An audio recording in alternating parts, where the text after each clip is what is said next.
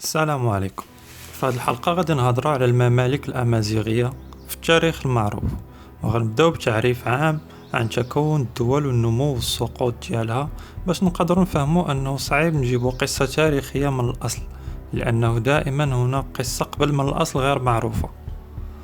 فالشعوب عبر العالم قبل ما كتكون شعوب كتكون عبارة عن عائلات أو قبائل مجتمعة في أماكن مختلفة.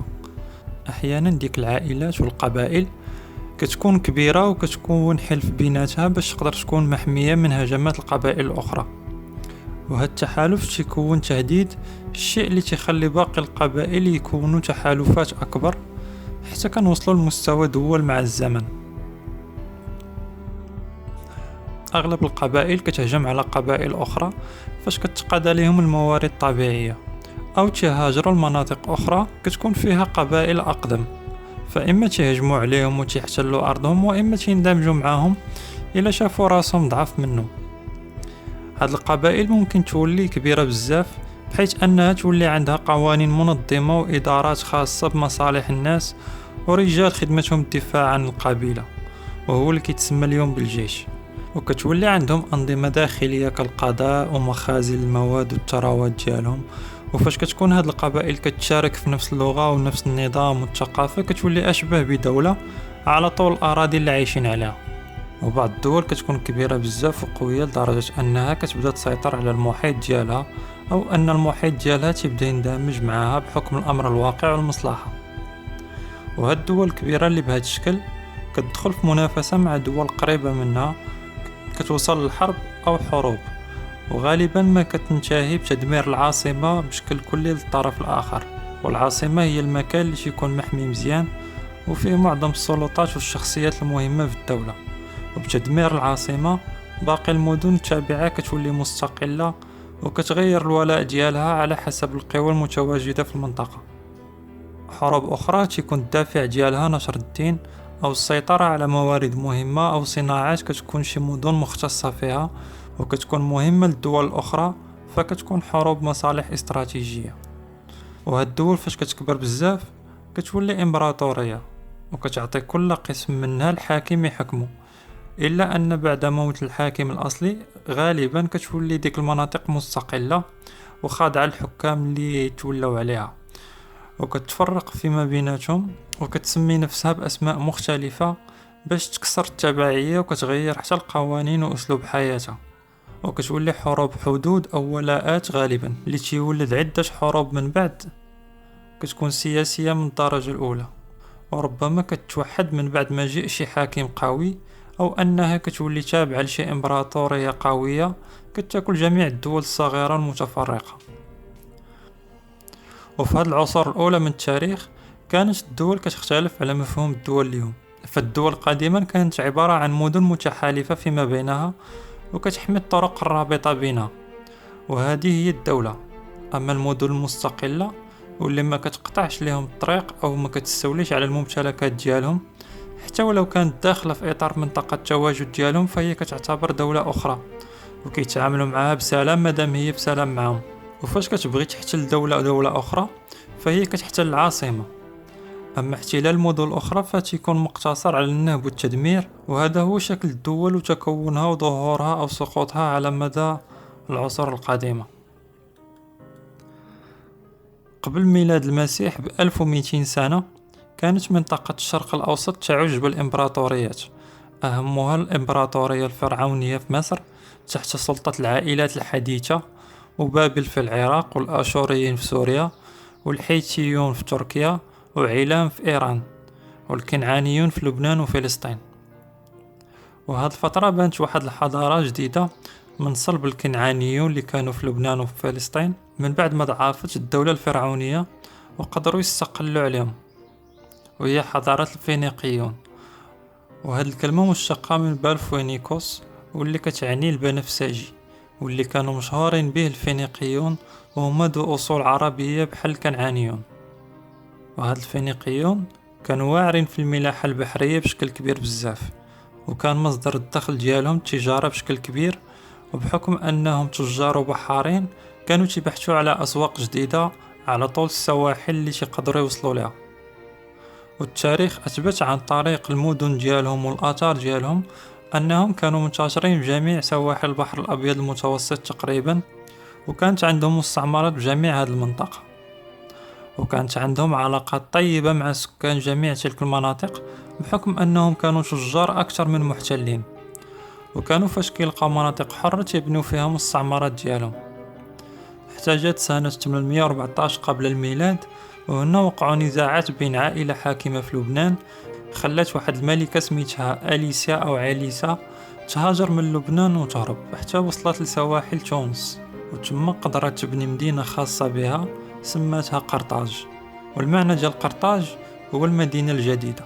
وعلى مدى السنين والقرون قدرت هذه المدينة تفرض سيطرتها على مساحة كبيرة من المستعمرات الفينيقية القديمة في حوض البحر الأبيض المتوسط، بالإضافة لمستعمرات جديدة وعلى مناطق من البحر الأبيض المتوسط.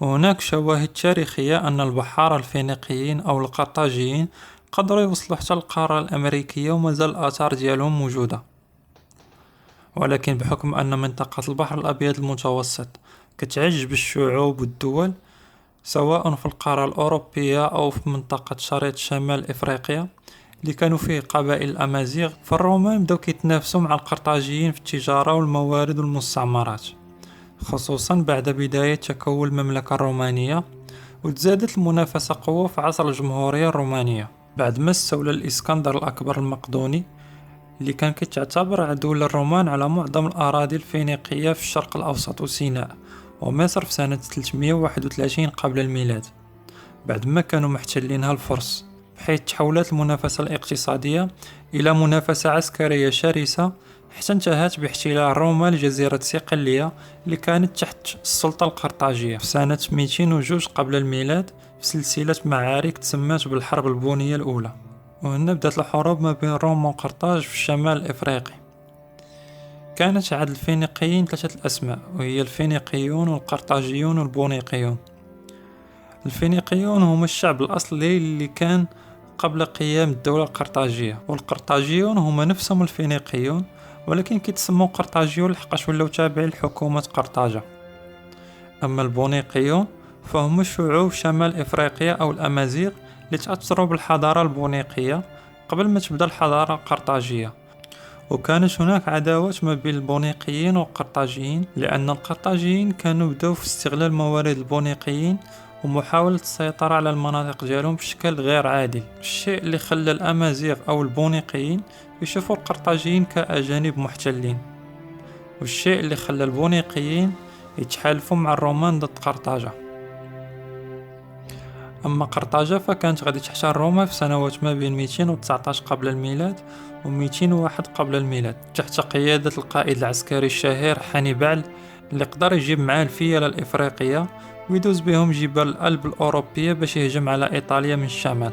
وكان هذا القائد عنده تكتيكات عسكرية ألهمت جميع القادة العسكريين حتى ليومنا هذا، بحيث انتصر على الرومان انتصارات كبيرة وساحقة كتخلي أي دولة تعترف بالهزيمة ديالهم، إلا أن روما قدرت تخرج من الهزيمة بفلسفة جديدة وهي تخليه يدور ويجول في إيطاليا الرومانية بلا ما يدخلوا معاه في حروب لمدة 14 عام. وخلال هذه المدة كان حانيبال بدا يفقد الجنود المرتزقة اللي ما بقاش عندهم دور كبير، بالإضافة أن واحد القائد الروماني كان حضر شحال من معركة خسروا فيها الرومان وقدر يفهم التكتيكات ديال حانيبال، وهو سكيبيو الإفريقي، وفهم أنه باش يقدر يربح حانيبال هو يهاجم قرطاجة بتقليد أساليب حانيبال، وفعلا قدر يربح القرطاجيين في البداية بسهولة، الشيء اللي خلى قرطاجة تستدعي حانيبال من إيطاليا باش يوقف هجوم سكيبيو. لكن التلميذ قدر يتفوق على الأستاذ في المعركة الحاسمة، وقدر سكيبيو يربح حانيبال في معركة زاما سنة 202 قبل الميلاد، وتسمى سكيبيو بالإفريقي من بعد هذه المعركة كتمجيد ليه. وقدرت روما تفرض شروط قاسية على قرطاج وتنقص من الجيوش ديالها حتى يكون قادر فقط على مقاومة القراصنة واللصوص، بالإضافة للجزية الكبيرة اللي خاص قرطاج تدفعها لروما. في هذا الوقت كانوا زوج ديال الحكام الأمازيغ، واحد سميتو صفاقس وكان تيحكم نوميديا الغربية أو مازيسولا، وكان حليف للقرطاجيين بعد ما تناسب معاهم، وكانت يحلم بتكوين دولة أمازيغية موحدة فوق الأراضي النوميدية اسمها تامازغا، ويستقل على النفوذ الروماني اللي كان يستغل الأمازيغ في الحروب ديالو، الشيء اللي خلاه يتحالف مع القرطاجيين. والثاني سميتو مازي سينا، كان يحكم الأراضي اللي فيها القرى الأمازيغية وتعرف بنوميديا الشرقية أو ماسولا، وكان شاب قدرت روما تقنعو بالتحالف معها وتغريب الحكم والأراضي إلى قدر يعاونها على القرطاجيين. وكان عنده تقريبا نفس الحلم، إلا أنه كان باغي يطرد أي أجانب من نوميديا. وبعد معارك قدر مازي سينا ينتصر على صفاقس بمساعدة الرومان في سنة 203 قبل الميلاد، أي بعد سنة واحدة من هزيمة حانيبال، وقدر يوحد الأراضي النوميدية بدولة واحدة سميتها نوميديا، وكانت كتمتد من تونس على كامل الشريط الجزائري الشمالي وصولا لشرق المغرب. إلا أن الرومان غاديين ينقلبوا عليه لأنه كانت عنده أطماع توسعية على حساب المناطق الأمازيغية اللي كانت عندهم فيها مصالح، مستغلين حروب الاستنزاف اللي كانت يخوضها ضد صفاقس باش يطيح الحكم ديالو، وخلاوه تقريبا مجرد حاكم لمنطقة تابعة للسلطة ديالهم. وفي هذا الوقت كانت مملكة في الغرب الأقصى لشمال إفريقيا وحاليا شمال المغرب سميتها مملكة موريتانيا، وكانت حليف الماسينيسا وساعدته في حروبه ضد صفاقس. وهذه المملكة كانت مستقلة عن النفوذ الروماني بديك المرحلة، واستطاعت أنها تكون دولة قوية. وعبر التاريخ كانت موريتانيا ونوميديا والرومان في صراعات على المناطق والنفوذ والمصالح، وكانوا أهم القوى والدول في المنطقة. وقدرت مملكة موريتانيا أنها تسيطر على كامل المملكة النوميدية اللي في شمال الجزائر حتى تخوفوا منها الرومان وعنوا عليها الحرب، وقدروا في الأخير يحكموا كامل الشمال الإفريقي ويفرضوا النفوذ ديالهم ويخليوا حكام الشمال الإفريقي من الأمازيغ مجرد عملاء وتابعين للحكم الإمبراطوري الروماني اللي كان استبدادي. ولكن وخا عملتهم للرومان، دازو حكام كانوا وطنيين وتخدموا المنطقة، وقدروا يبنيو مدن بحال وليلي اللي خلوها عاصمة الدولة الموريتانية في المغرب، ويبنيو عدة مصانع أهمها اللي كان في مدينة موغادور أو الصويرة حاليا لصناعة الصباغات. وظل شمال إفريقيا بهذه التقلبات على السلطة والثورات، وظلت روما فارضة نفوذها وسلطتها على شمال إفريقيا بشكل مباشر أو غير مباشر، وكتساند حكامها الأمازيغيين ضد الشعوب الثائرة على الظلم والتهميش حتى لبداية القرن الثالث الميلادي، بعد ما بدأ انقسام الإمبراطورية الرومانية للقسم البيزنطي وروما الغربية، وبدأت المسيحية كتنتشر ضد الوثنية الرومانية، الشيء اللي خلى الرومان مرفوضين لدواعي دينية أكثر مما هي استبدادية. وبعد ما انتشرت المسيحية بشكل واسع في شمال إفريقيا، أخذت الممالك الأمازيغية في شمال إفريقيا حرية من التبعية المباشرة للرومان مؤقتا، وبقاو الأمازيغ في صراعات طبيعية على الحكم والولاية بسبب الاختلافات الدينية والفكرية والتاريخية والاجتماعية، حتى جاو الواندال من أوروبا في شكل احتلال همجي ونهبوا الثروات ودمروا البلاد في سنوات ما بين 534 ميلادية حتى 429 ميلادي. وانتهى حكم الواندال الاستعماري بعد ما تقوت الإمبراطورية الرومانية البيزنطية في الشرق، ورجعت كتحتل مناطق الإمبراطورية الرومانية القديمة في الغرب. وبقات الإمبراطورية البيزنطية باسطة نفوذها على الشمال الإفريقي حتى بدأت أولى الفتوحات الإسلامية عند منتصف القرن السادس ميلادي.